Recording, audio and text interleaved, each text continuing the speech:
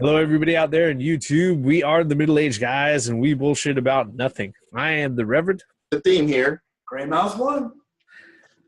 Valve is the preeminent marketplace for PC games. Anybody who, as much as we go ahead and we rag on digital media and digital distribution or digital-only titles and everything else, I will say this right now. As a service, I absolutely love fucking Steam. I do. I really do. It's a goddamn demon when it comes to my wallet every holiday season. But I love Steam, all right? But that's not to say that everybody is the biggest fans of Valve, okay? It came out that on Thursday, November 17th, that Valve right now faces potentially a $3 million fine from the Australian courts for breaking Australian consumer law, okay? And this all revolves around their refund policy, okay? What happens was that just a few months back during around March of 2016, Valve Corporation was found out to be guilty as per laws dictated by the Australian federal court, basically for breaching the Australian consumer law regarding its lack of refund policy, okay? Now, anybody who's walked into a retail store here in the States, all right, whether or not it be GameStop, Sears, Toys R Us, or anything else, if you have a game for the longest time, once the seal has been broken, you can't fucking return the thing, all right? It's just impossible, okay? Now, the thing with Australia, though, is that their laws are different. If the item that you have, even if you went ahead and you've used it, if it's been found to be defective, all right, whether or not it's a car, a book, a knife, a tool, or anything like that, then the retailer, it's on them. They have to sit there and be able to honor some sort of reasonable refund policy. All right? Reasonable refund policy. The reason why I say that is because I've worked retail, and a lot of things that customers ask for returns on, a lot of times are not fucking reasonable. That's maybe if we get to that a little bit later, I can touch on that. But, that's probably going to be a story for a conversation for later. But the thing about it was that, up until recently, Valve started actually around the time of Arkham Knight, which was around March, if you think about it. Actually, that was March last year. What happened was that, they started implementing a refund policy saying, look, if you have a game and you haven't, if you haven't played more than, I think, something like 10 hours, okay, if you haven't logged a certain amount of hours, and if you haven't used the gameplay for something that you use for monetary gain, like streaming for money or putting up reviews on YouTube, and if that's not something you get paid for, then you can sit there and you can, ask for a refund, okay? Now, in Australia, if anything is found to be defective, it's up to the retailer or the seller to go ahead and offer a return or refund on it. And that actually, in their eyes, extends all the way to games, all right? You know what?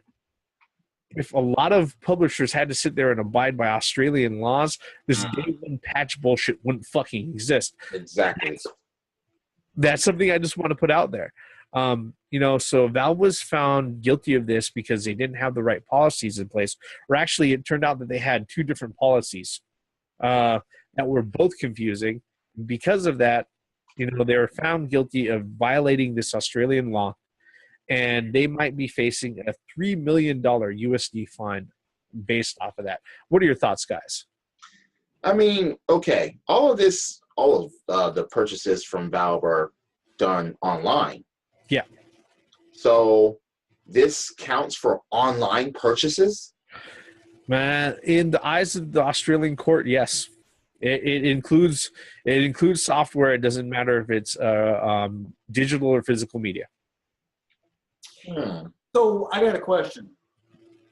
Most of these people bought digital homicide games and they want their refund back?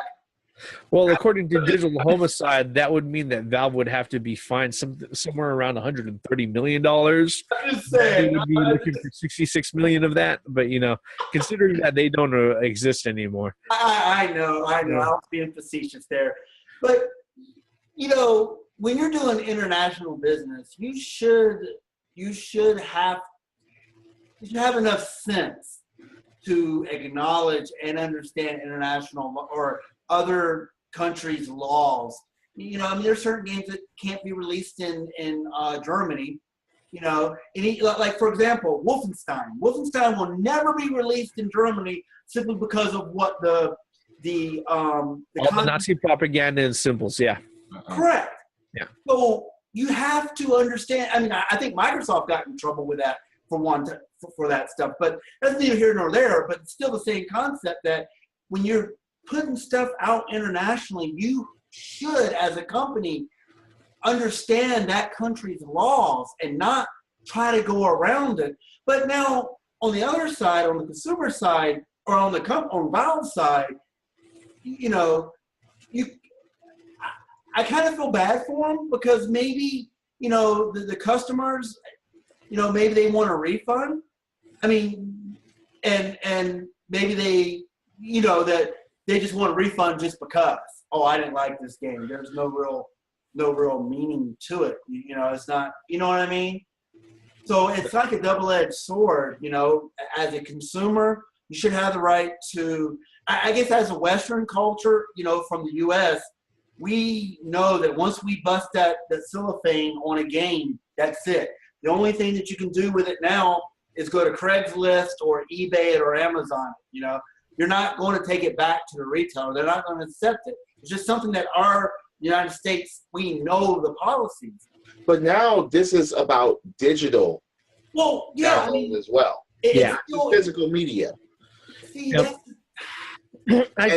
And that's what's kind of confusing because it's like, all right, that means that every company would have to have certain barriers in place. Yeah. And that just caused confusion for the gamer or the consumer for that. But, I mean, do you really think that if you spend $9.99 for a game that, oh, I play it for 10 hours, let's say for example, No Man's Land was digitally distributed, right, for example. And you mean No Man's Sky? The game sucked. No, I'm just saying the game sucked. So I deserve a refund because the game sucked. Again, I guess it goes back to the policy that the video that we made before about that Steam or Valve need to really start scrutinizing, you know, or putting in the more and more details on the game before it's downloaded, you know, on their store. That way people have the knowledge before they buy it. But do you think those consumers deserve a refund after just you know, everybody likes to sell. Oh, this game's on sale. Click, click, click, click, click, click, click. Well, here's where, I mean, here's where it gets really sticky. All right, and I unfortunately I don't know if we can spend that much time on it, but this is where it gets really sticky. The thing with Valve's lawyers is that they said their defense was, hey, look, we know that's Australian law, but we're not an Australian-based company. All right, we're based here in the States and everything else. So we're not sure that your consumer laws, when it comes to this particular thing, apply to us because we're not in your company. That's number one. Number two, the products that they're presenting as far as their marketplace or something like that, the reason why they're faulty and everything else, well, this is like a straight pipeline directly from the publishers who are providing these products. So it's kind of, it's a tough call to sit there and say this is all Valve's fault. Exactly. Now, that's the point that I'm making.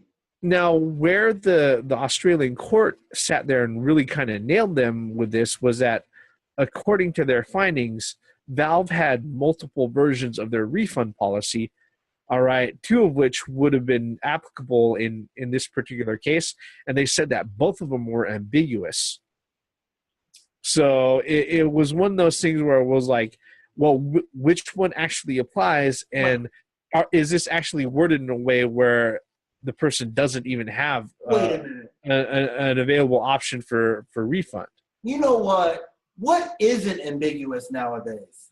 Well, actually, if you seriously, you can't use that as a crutch. No, yes, I understand. No, yes, you can. For the fact that if you sit there and you actually print out the end user license agreement that comes with every fucking game that you I install. know. It's actually I like know. 30 fucking pages long. All right. Yeah, a lot of the verbiage circles around on itself, but yeah, it's pretty fucking specific. Okay. The same deal also when it comes to this particular thing. It wasn't the fact that Valve. I don't think it was the fact that Valve had didn't have one in place. It's just the fact that, hey, look, the ones that you have in place, there are multiple versions in place that nobody could figure out what actually fucking applies, and the way that it's worded out, people can't fucking figure it out anyways. That was one of the things that the Australian court really went out of their way and nailed them with. So what killed them was the fine print, is what you're saying. Yeah. But let me ask you a Lawyers. question. If this has this went to court yet, and has the gavel hit? Yes, they've been fined. Whether or not at this moment in time, Valve hasn't announced whether or not they are going to resist and ask for appeal or something like that as far as the judgment and verdict. So the question I got is this going to open up a Pandora's box? Yes. Is this going to open up a can of worms? Yes. Or Australia will just be cut off. Yeah. I mean, because if it's good for the goose, it's good for the gander. So what I'm worried about now is that, okay, so the Australian law, so what about the U.S.? Well, the thing about as far as return and refund policy, as far as that goes, the United States does not have a federal law covering any of that stuff. A lot of that stuff is handled either on a state basis or even more on a locale, county by county basis. Okay, so Australia is just one of those countries where they were like, "Okay, look, this is our federal law concerning what has to happen during a retail sale." The thing is, I have to agree with what the theme just said. Is that I honestly, I mean, if I was getting sued $3 million to a tune of $3 million, you're cut off. You're done. That's it. Okay, fine. Because who's to say? Because that's the thing. They wouldn't be able to afford to take that type of chance again. No, exactly. And you're done. There are no Steam games available in Australia now. Although you do cut off a lot of your fan base, whatever, but is it so you got to think about it. That's the thing about it. Like you iterated earlier, Wolfenstein is not sold in Germany. So they're cut off from that game, period. What's funny about that is that they still do get World War II games. Well, it doesn't have Nazi symbols all over. Yeah, I know. I've had to do a localization sweep for fucking Germany. Yeah, and it's funny because they're like, hey, look, I don't have to search for bugs. I just have to point them all out. There are swastikas here. Yeah, I think as a gamer, I will. Yeah, I didn't get a refund. But now, the old saying, be careful what you wish for. And what happened is, okay, so Valve got sued $3 million, and they're not going to take that risk again. They're going to cut you off. Now you're not allowed in Steam. You're not allowed at Steam no more. Here's the thing about refunds in general is that I don't think they're a bad thing, especially. No. Okay, here's the thing.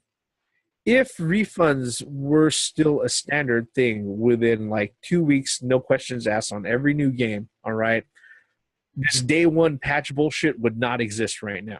Right. Okay. What about video game rentals? Well, no, rentals would still exist. Mom and pop rental shops would be fucking thriving. Okay, as far as that goes. But like the day one patch stuff would not fucking exist. All right. A lot of the shit that happened with Street Fighter V not fucking exist. Okay. All right. This you get the real ending in the DLC shit would not fucking exist. Okay. But my point is, you can still rent games. Yeah, you'd still be able to rent games. No, you can still rent games now. So for the people that are purchasing them just out of a whim, just because. my Okay? my thing though is that there are certain things there are certain issues that you're not going to, especially if you have a life, all right, and you don't have like 48 hours fucking straight to go ahead and dedicate to playing a fucking game, is that there are certain things or sticking points or technical issues that you may not run into, all right, during your rental period, okay. You know what? And even then, if you do, when you sit there, you're like, oh, I fucking rented the game. Now I know I'm not going to fucking buy it. All right. But that's a much different scenario than going out of your way and saying, hey, I'm going to hand you $60 of my hard earned fucking cash plus fucking tax. Okay. People do that before games come out. You know, the thing is, though, look, yeah. let's think through that. The only way that I would, especially in mom and pop stores, I mean, if you buy something digitally, you kind of overwrite the common sense thing. It's basically like if you buy a physical media and you take it home and there's something physically wrong with it, it's not working. You open it up and it's not working. Yes, I agree 100%. I want a refund on that. Yeah. Just like, for example, Halo 4 for you, Theme. How many copies of that game did you have to get before you finally got a working copy?